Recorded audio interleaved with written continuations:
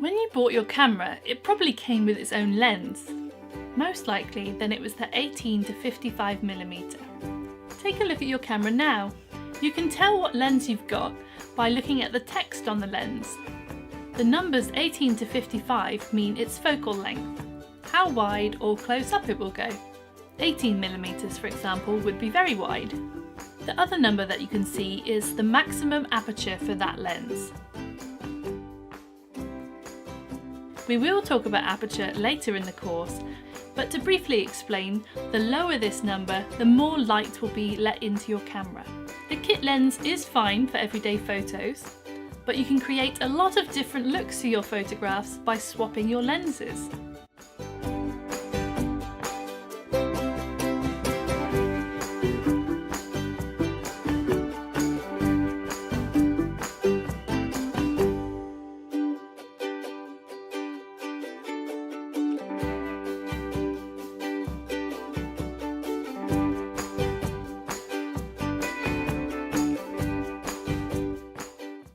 So remember, this is the focal length, or how close to your subject you're going to be.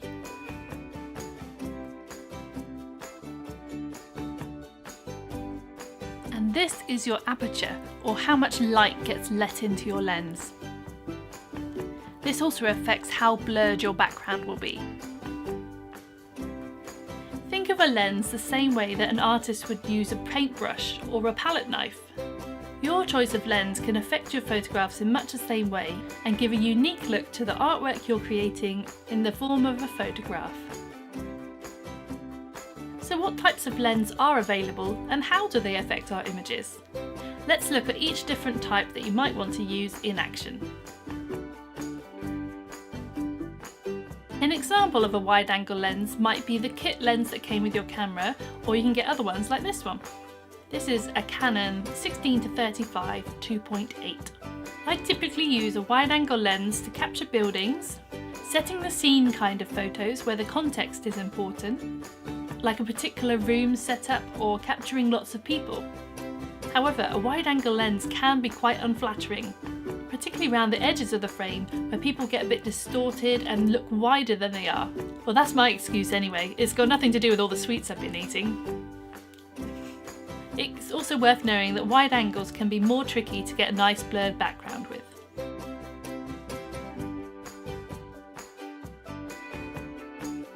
Telephoto lenses are the ones that you might more typically associate with professional photographers. The whopping big lenses that you might see at the side of football matches or that wildlife photographers use. These are the ones where you can capture what's going on in the distance and be unobtrusive.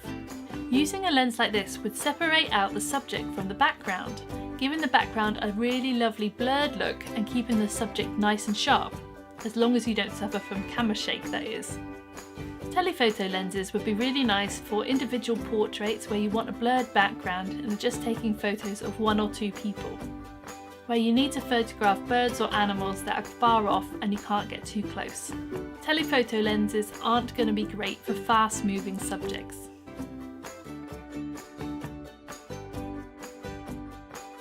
A zoom lens can be wide or telephoto. This one does both.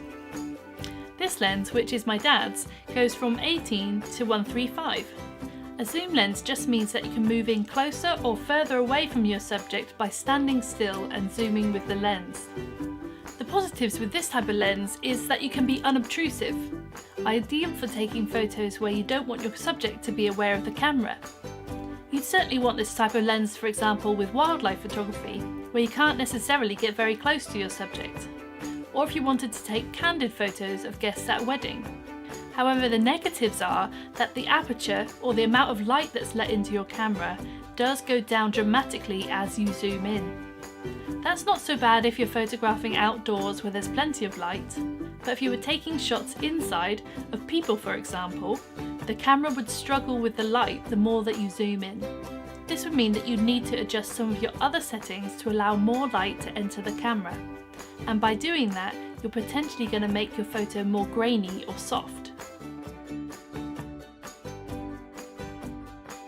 Prime lenses have a fixed focal length.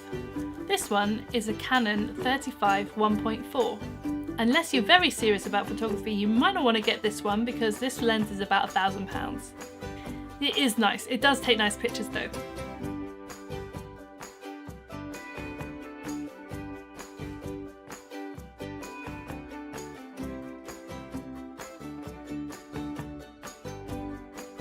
You can get other prime lenses too for much cheaper than that, like a 50mm 1.4.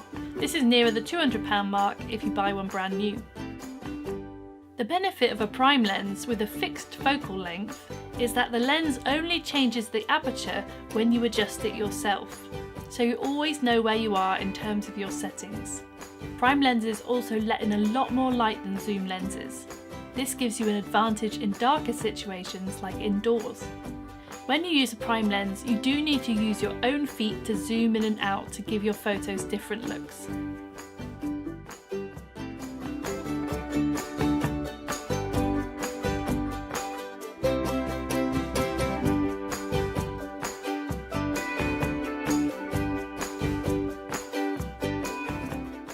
I use prime lenses for all my photography work now, as I love the look that they give to the photographs. I also love the confidence it gives me to go into any situation, even if it's a really dark room, and know that my lens will let in the maximum amount of light possible. Zooming in and out by moving your body actually makes you much more involved with your photographs as well. It encourages you to bend down low or tiptoe or move to the side to capture different shots and angles, rather than just standing in the same place and zooming in and out. If you hadn't already guessed, I'm a big fan of prime lenses. Macro lenses like this one, which is 100mm 2.8, are used to capture close-up detail.